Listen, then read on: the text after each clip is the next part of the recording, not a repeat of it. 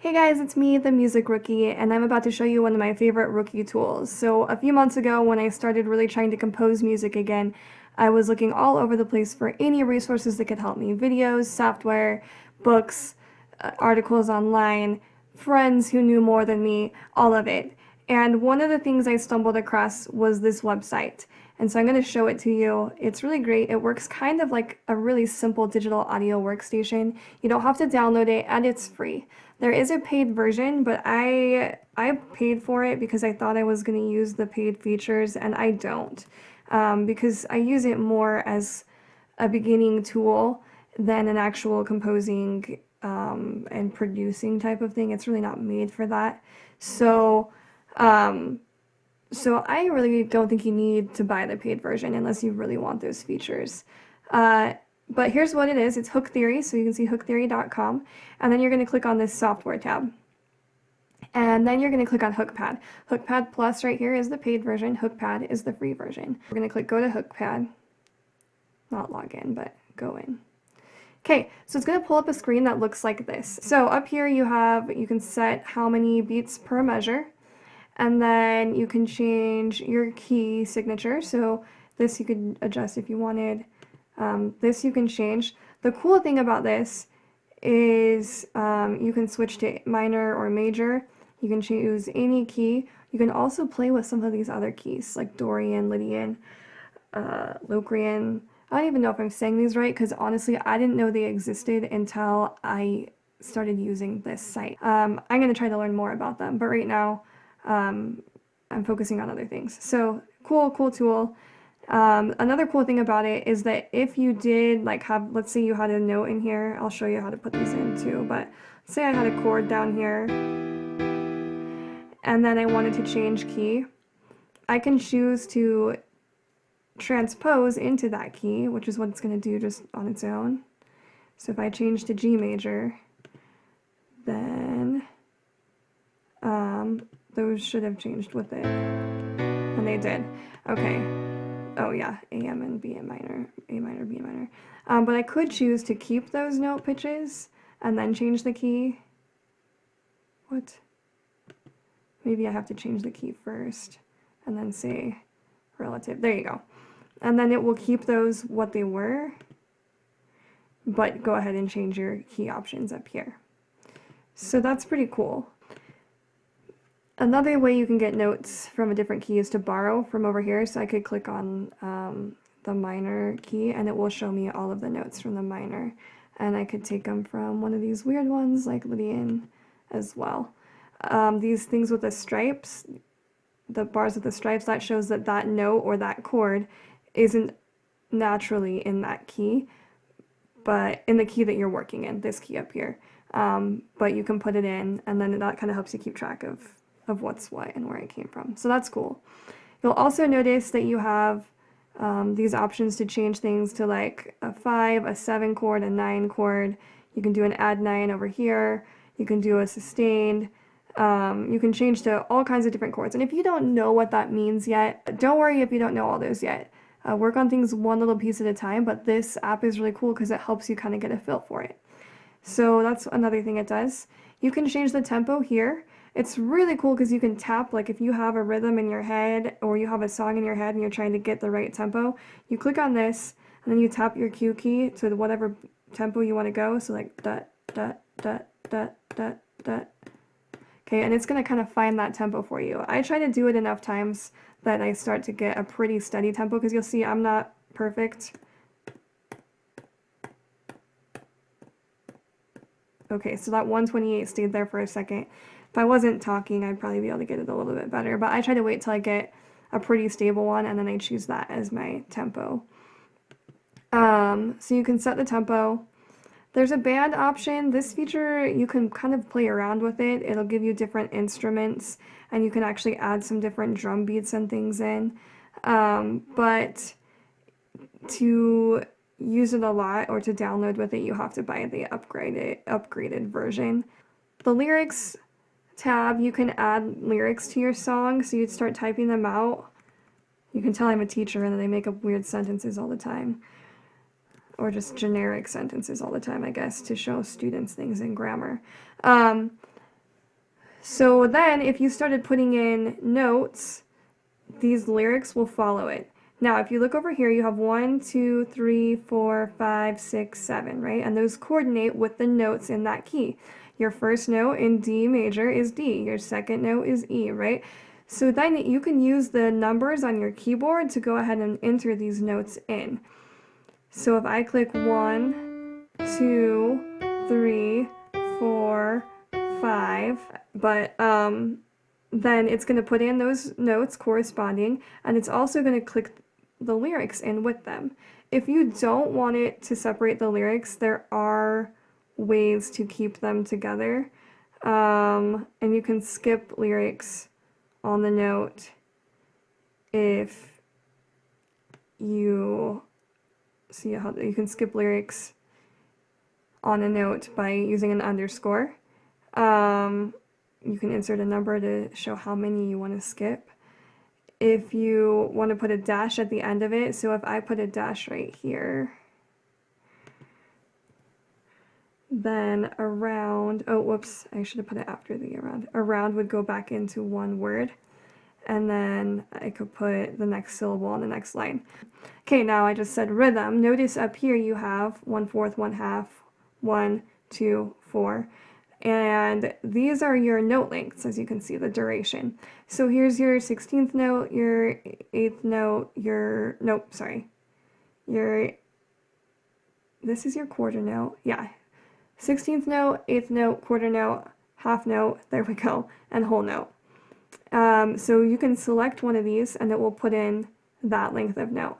Now let's say that you wanted like a dotted note, you can actually add this one and then half of its value right there to it, and it will go in. So then like when I click this, see how that's a little bit shorter, it doesn't fill up its whole little box because we've changed the duration of that note. So it does that. Another really cool thing you can do is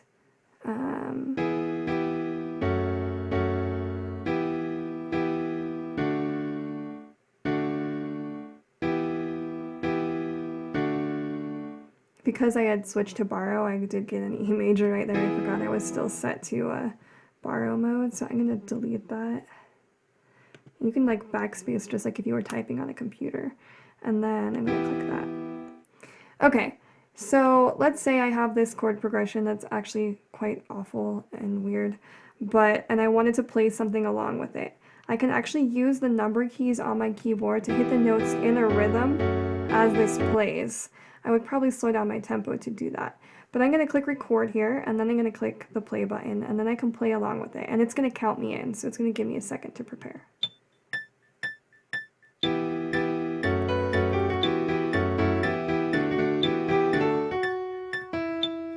Okay, there's a little bit of a delay right now just because I'm running so many programs. I'm recording with Ableton, and I'm recording with my browser up here, and so I've got a little bit of latency and it doesn't hit exactly where I want it to. But if you don't have all that running, it actually works really well. So you can see that the notes went in kind of where I wanted them. If I had set this to like the 4, in fact, let me do that real quick and let me show you. It'll actually automatically put in the actual note length that I'm playing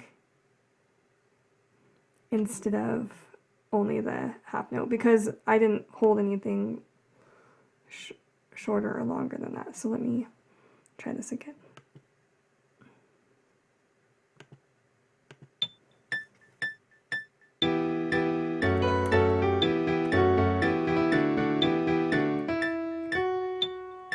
Okay, so now you can see it's still doing a little bit of latency, but because I hit this note right here, then that one's short because I played this one next. So it's actually putting in the rhythms I'm hitting for me, and I don't have to adjust it by that if I can play it the way that I want it.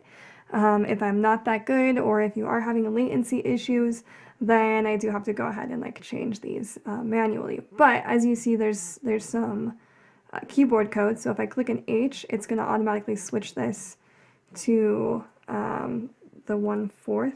So if I go H, and then I click 6, and then I click J, and then I click 5, and then I click Okay, and I click 3. Okay, see how that's changing that? So if you practice with it, you can get actually pretty quick at putting things in. I haven't used it in a while, so I am a little bit slower. But it will do that for you, which is really cool, and then you can play it back for yourself.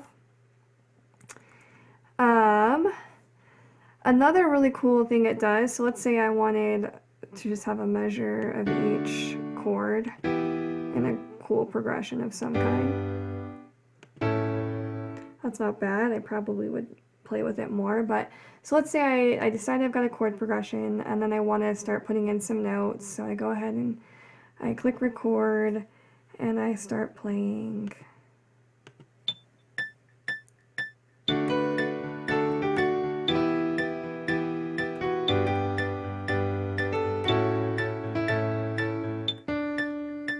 Okay, so I'm just playing around and you can tell this is not fancy. But let's say I played this and then it's just sounding kind of funny to me and some of my notes aren't in the right spot. I can click on this stable button and it's going to show me, I did pretty decent actually, but it's going to show me which notes actually belong in that chord. And it's definitely okay to have a note that doesn't come from within that chord. So a D chord is made up of D, F sharp, and A. And if you don't have that memorized, and I definitely still don't, you can look at it right here. It shows you that line's purple, that one's yellow, that one's red. So the colors that are highlighted are the notes that actually occur in that chord. And when you're playing a melody along with that chord, you want most of the notes from your melody, most of the time anyway, you want most of the notes from your melody to be notes from that chord because they're going to lay really pretty on it. You can use this magic button. Sorry that rhythm's off. Alright, so it will give you, though, other options, too. So I can click this next one, and it's going to play its way through them for me.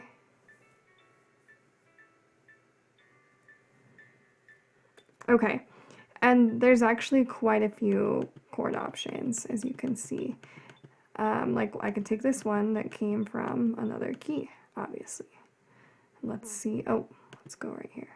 Let's see how this sounds.